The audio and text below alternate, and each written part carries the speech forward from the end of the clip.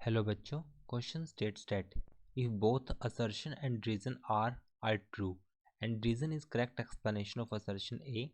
If both assertion A and are true but reason is not a correct explanation of assertion, these are the option. ये हमें options given है. तो second third हमारे पास है कि assertion true है but reason false है, assertion false है reason true है. तो क्वेश्चन स्टेट्स दैट कि हमारे पास दो कंडेंसर है. कंडेंसर मीन्स कैपेसिटर जिनकी सेम कैपेसिटी है, उनको हमने पहले तो पैरेलल में कनेक्ट किया, उसके बाद सीरीज में कनेक्ट किया. तो उनकी जो रेशो होगी रिजल्टेंट कैपेसिटी की वो 4:1 होगी. रीजन में कहा गया है कि पैरेलल कॉम्बिनेशन में जो इक्विवेलेंट कैपेसिटी होगी हमारे पास वो इंक्रीज करती है और सीरीज में हमारे पास वो डिक्रीज करती है. ये हमें बताना है. तो फर्स्ट क्वेश्चन के की कंसेप्ट को समझते हैं. की concept for this question. So arrangement of capacitor ही हमारे पास इसका की कंसेप्ट होगा. Arrangement of capacitors. अगर मैं बात करूं कि जैसे मेरे पास दो कैपेसिटर हैं, वन एंड सेकंड. तो फर्स्ट हमारे पास ये सीरीज़ के लिए कंडीशन है. सीरीज़ में हम जानते हैं कि जैसे जो वोल्ट होगी V1 V2 हो जाएगी. तो इस केस में फॉर्मूला हमें पता है कि सीरीज़ में हमेशा इन्वर्सली ऐड होते हैं, 1/C1 + 1/C2. अगर मैं पैरेलल की बात करूँ, एक हमारे पास यहाँ पर पैरेलल में है, एक यहाँ पर पैरेलल में है.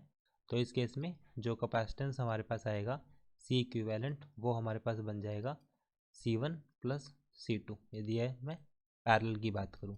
अब क्वेश्चन में दो कैपेसिटर हैं सेम कैपेसिटी के, जिनको हमने सीरीज में कनेक्ट किया है, पहले पैरेलल में कनेक्ट किया है फिर सीरीज में कनेक्ट किया है. तो उनमें जो रेशो होगी उनकी रिजल्टेंट कैपेसिटी की वो 4:1 होगी.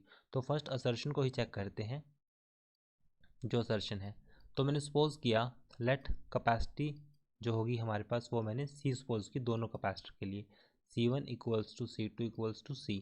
तो अगर मैं बात करूँ फर्स्ट इन पैरेलल के केस में जो C इक्विवेलेंट होगा हमारे पास वो C1 + C2 that is C + C 2C हो जाएगा.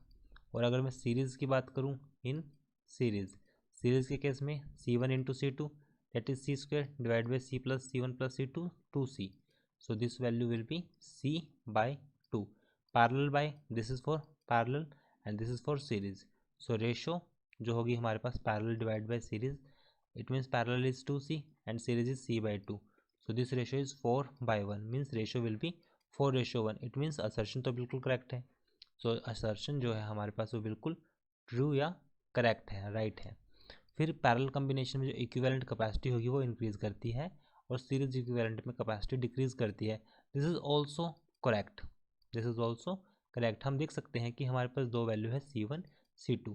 अगर सीरीज में हमने कनेक्ट किया तो वैल्यू कम होगी बिकॉज इन्वर्सली ऐड हुए, पैरेलल में हमेशा ज़्यादा होगी. सो पैरेलल कॉम्बिनेशन में जो इक्विवेलेंट कैपेसिटी होगी वो इंक्रीज करेगी और सीरीज इक्विवेलेंट कैपेसिटी होगी वो डिक्रीज करेगी. तो ये वाला जो स्टेटमेंट है ये भी बिल्कुल ट्रू या correct है. So assertion is true and reason is correct explanation of assertion. So right answer हमारे पास होगा option first. I hope solution is understandable. Thank you.